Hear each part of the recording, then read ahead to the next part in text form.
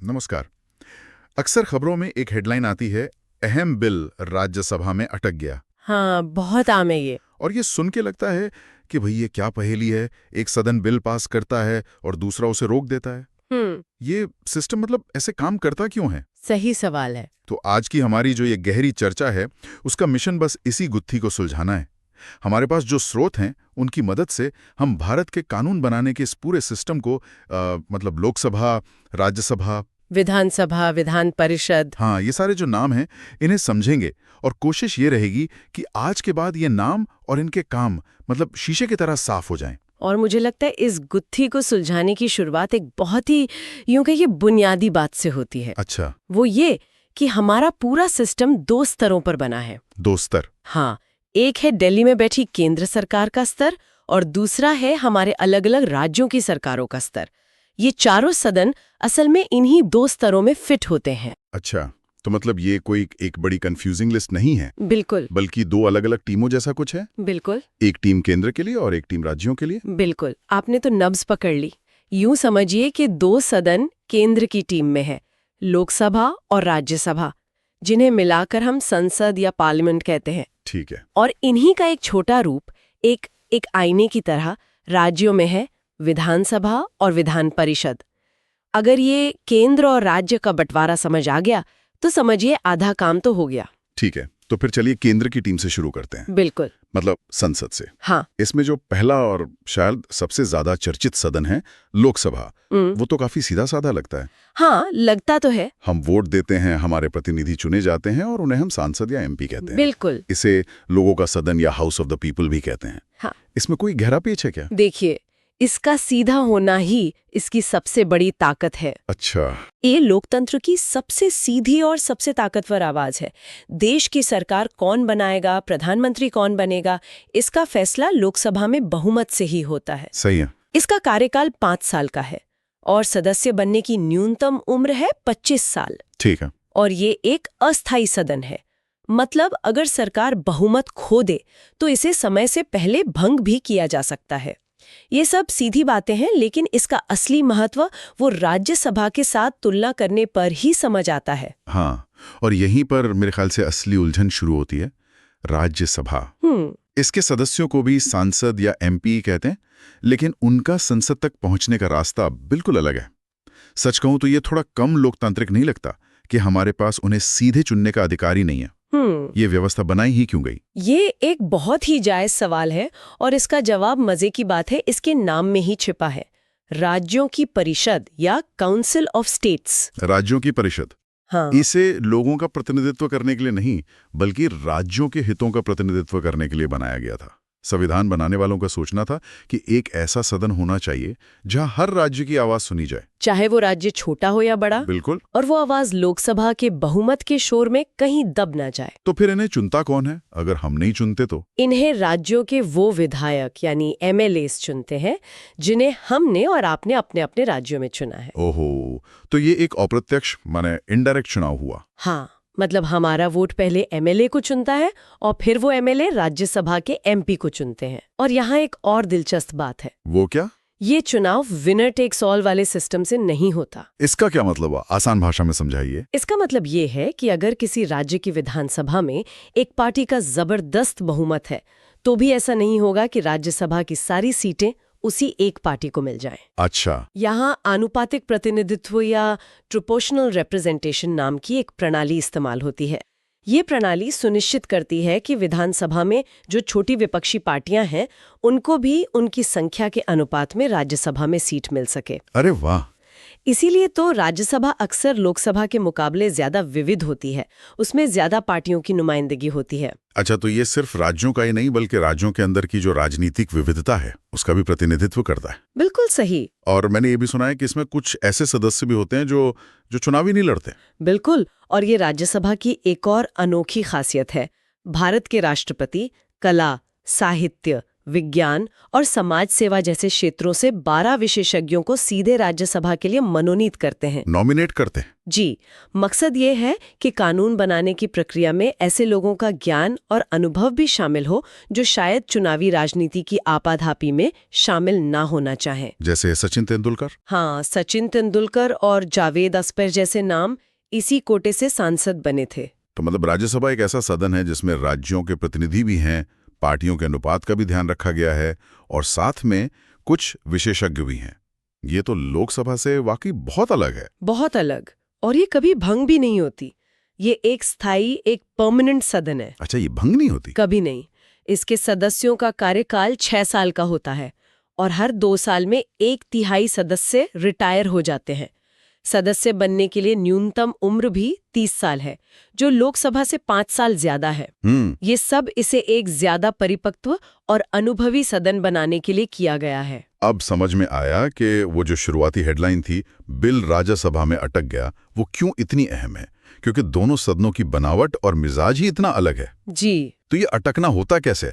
ये checks and balances असल में काम कैसे करता है? इसे एक उदाहरण से समझते हैं। हाँ, बताइए। मान लीजिए लोकसभा में किसी सरकार के पास प्रचंड बहुमत है। ठीक। वो कोई बहुत बड़ा लेकिन शायद विवादास्पद कानून बहुत तेजी से पास कर देती है। अब वो बिल जाएगा राज्यसभा में, और हो सकता है कि राज्यसभा में सरकार का बहुमत न हो, क्योंकि राज्यों में तो अलग अलग समय पर चुनाव हुए हैं और वहां शायद दूसरी पार्टियों की सरकारें हैं। कर सकती है, रिजेक्ट कर सकती है। सीधे खारिज करना मुश्किल होता है, लेकिन वो उस पर ब्रेक जरूर लगा सकती है। ब्रेक लगा सकती है। हाँ, वो बिल पर लंबी बहस कर सकती है, उसे किसी संसदीय समिति के पास और जांच के लिए भेज सकती है, या उसमें कुछ बदलाव, कुछ संशोधन सुझा सकती है। अच्छा, ये एक तरह से सिस्टम का स्पीड ब्रेकर है। Speed breaker? हाँ, ये सरकार को मजबूर करता है कि वो रुके, दोबारा सोचे और दूसरे दलों से बातचीत करके एक आम सहमति बनाने की कोशिश करे। ये कानून बनाने की प्रक्रिया को जल्दबाजी से बचाकर ज्यादा मजबूत बनाता है। लेकिन इसमें एक अपवाद भी तो है, शायद पैसे से जुड़े मामलों में। हाँ, बिल्कुल सही। धन विधेयक या मनी बिल इसका एक अपवाद है। पैसे से जुड़े मामलों में लोकसभा की शक्ति ही अंतिम होती है। राज्यसभा उस पर सिर्फ सुझाव दे सकती है, उसे रोक नहीं सकती। लेकिन इसका एक दूसरा पहलू भी तो है। कई बार ऐसा भी तो लगता है कि ये सिर्फ एक राजनीतिक रुकावट है, कि जनता की चुनी हुई सरकार यानी लोकसभा के काम को एक अप्रत्यक्ष रूप से चुने हुए सदन द्वारा रोका जा रहा है। और ये बहस हमेशा चलती रहती है।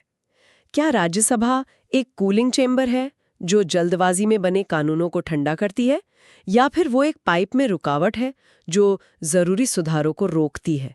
इसका कोई आसान जवाब नहीं है। बिल्कुल नहीं। ये हमारे लोकतंत्र का एक अंतर्निहित तनाव है। संविधान निर्माताओं ने इसे एक सेफ्टी वाल्व की तरह बनाया था, लेकिन इसका इस्तेमाल कई बार राजनीतिक दांवपेच के लिए भी होता है। ठीक है, तो केंद्र का ये ढांचा तो अब काफी हद तक साफ हो गया है। अब राज्यों पर आते हैं। जी। स्रोत में कहा गया है कि राज्य की व्यवस्था केंद्र का ही एक मिनी संस्करण या मिरर इमेज है। इसका क्या मतलब हुआ? इसका मतलब है कि जो पैटर्न आपने अभी केंद्र में देखा, लगभग वही पैटर्न आपको राज्यों में भी मिलेगा। अच्छा। केंद्र में जो भूमिका लोकसभा की है, राज्यों में वही भूमिका विधानसभा यानी लेजिस्लेटिव असेंबली की है, जिनके सदस्यों को हम विधायक या एमएलए कहते हैं। बिल्कुल।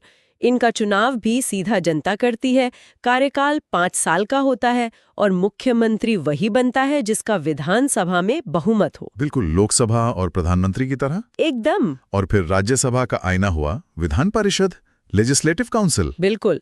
विधान परिषद राज्यसभा की तरह ही राज्यों का अपर हाउस है। यहाँ भी सदस्यों का चुनाव अप्रत्यक्ष तरीके से होता है। कार्यकाल 6 साल? हाँ, कार्यकाल 6 साल का होता है और ये भी एक स्थायी सदन है। सदस्य बनने की न्यूनतम आयु भी 30 साल है। लेकिन यहाँ एक बहुत बड़ा पेच है। वो क्या? पेच ये है कि विधान परिषद हर राज्य में हो ये जरूरी नहीं है। अरे! केंद्र में राज्यसभा का होना अनिवार्य है, लेकिन राज्यों में विधान परिषद का होना या ना होना ये उस राज्य की इच्छा पर निर्भर करता है। ये तो काफी अजीब बात है। ऐसा क्यों है? और अभी कितने राज्यों में ये व्यवस्था है?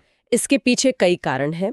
कई लोगों का मानना है कि विधान परिषद पर काफी खर्च आता है और इससे कानून बनाने की प्रक्रिया में सिर्फ देरी होती है। इसे अक्सर ऐसे नेताओं को जगह देने का एक पिछला दरवाजा भी माना जाता है जो शायद सीधा चुनाव हार गए हों। अच्छा, इसीलिए ज्यादातर राज्यों ने इसे नहीं अपनाया है। स्रोत के मुताबिक आज की तारीख में ये सिर्फ 6 राज्यों में है: बिहार, महाराष्ट्र, कर्नाटक, आंध्र प्रदेश, तेलंगाना और उत्तर प्रदेश। तो मुझे लगता है विधान परिषद के लिए एक मजेदार उपमा हो सकती है। बताइए। ये भारतीय राजनीति का अपेंडिक्स है। कुछ के पास है, कुछ ने हटा दिया है, और ये बहस हमेशा चलती रहती है कि इसकी वाकई जरूरत है भी या नहीं। ये एक बेहतरीन उपमा है। ये बिल्कुल उस बहस को पकड़ती है जो विधान परिषदों को लेकर चलती है। तो मतलब ज्यादातर भारतीय राज्यों में आपको सिर्फ एक ही सदन मिलेगा, विधानसभा। ठीक है, तो अगर हम अब इन चारों को एक साथ देखें तो क्या हम इसे 2 टीमों में बांट सकते हैं, जैसा स्रोत में बताया गया है, ताकि हमेशा के लिए याद हो जाए? हाँ, ये इसे याद रखने का सबसे आसान तरीका है। टीम 1 है लोकसभा और विधानसभा की। टीम 1 लोकसभा और विधानसभा। इन दोनों में क्या समानता है? दोनों में जनता सीधे वोट करती है। दोनों का कार्यकाल 5 साल का होता है। दोनों अस्थायी सदन है जिन्हें भंग किया जा सकता है। और सरकार का मुखिया? हाँ, सरकार का मुखिया यानी प्रधानमंत्री और मुख्यमंत्री इन्हीं सदनों के बहुमत से बनता है। यह है पॉपुलर टीम। ठीक है, ये हुई टीम 1 यानी डायरेक्ट इलेक्शन वाली टीम। अब टीम 2। टीम 2 है राज्यसभा और विधान परिषद की। ठीक है, इन दोनों में क्या समानता है? दोनों में अप्रत्यक्ष चुनाव होता है। दोनों के सदस्यों का कार्यकाल 6 साल का होता है। स्थायी सदन। दोनों स्थायी सदन हैं जो कभी भंग नहीं होते। और दोनों में सदस्य बनने के लिए न्यूनतम आयु 30 साल है। ये है परमानेंट या कहिए रिव्यू करने वाली टीम। और बस सदस्यों के नाम का फर्क याद रखना है। केंद्र में दोनों सदनों के सदस्य सांसद यानी एमपी कहलाते हैं जी। और राज्य में विधानसभा के सदस्य विधायक एमएलए और विधान परिषद के सदस्य विधान पार्षद एमएलसी कहलाते हैं। एकदम। ये जो 2 टीमों वाला फ्रेमवर्क है, ये इस पूरे जटिल सिस्टम को बहुत सरल बना देता है। तो आज की इस पूरी बातचीत को अगर हम समेटें तो भारत का ये जो दोहरा विधायी ढांचा है, केंद्र और राज्य दोनों स्तरों पर 2-2 सदन, ये दरअसल कोई खामी या उलझन नहीं है। नहीं, बिल्कुल नहीं। ये जानबूझकर बनाया गया एक ऐसा डिजाइन है जो शक्ति के 2 अलग-अलग सिद्धांतों के बीच एक संतुलन बनाने की कोशिश करता। आपने इसे बहुत अच्छे से सार दिया है। एक सिद्धांत है जनता की सीधी इच्छा का, जिसका प्रतिनिधित्व लोकसभा और विधानसभाएं करती हैं। और दूसरा सिद्धांत है स्थिरता, पुनर्विचार और राज्यों के अधिकार का, जिसका प्रतिनिधित्व राज्यसभा और विधान परिषदें करती हैं। हमारा लोकतंत्र इन्हीं दोनों के बीच के तनाव और संवाद से चलता है। ये वाकई एक गहरी बात है। और इसी गहरी बात से जुड़ा एक सवाल है जो स्रोत में दिया गया है, और मैं चाहती हूँ कि हमारे श्रोता उस पर जरूर सोचें। बताइए। कभी ये सोचिएगा कि जब एक नेता को पता है कि उसे हर 5 साल में सीधे आपके दरवाजे पर आकर वोट मांगना है, जैसे लोकसभा या विधानसभा के सदस्य को, जी। और दूसरे नेता को पता है कि उसका चुनाव उसकी पार्टी के विधायक करेंगे और उसे सीधे जनता के पास नहीं जाना है, तो दोनों के फैसले लेने के तरीके, उनकी सोच और उनकी प्राथमिकताओं में क्या फर्क आ सकता है? ये एक शानदार सवाल है। एक की जवाबदेही सीधे जनता के प्रति है और दूसरे की अपनी पार्टी और राज्यों के प्रति। बिल्कुल। कौन ज्यादा लंबी अवधि के बारे में सोचेगा और कौन अगले चुनाव के बारे में, इस एक सवाल में हमारे लोकतंत्र के कार्यप्रणाली की बहुत गहरी समझ छिपी है।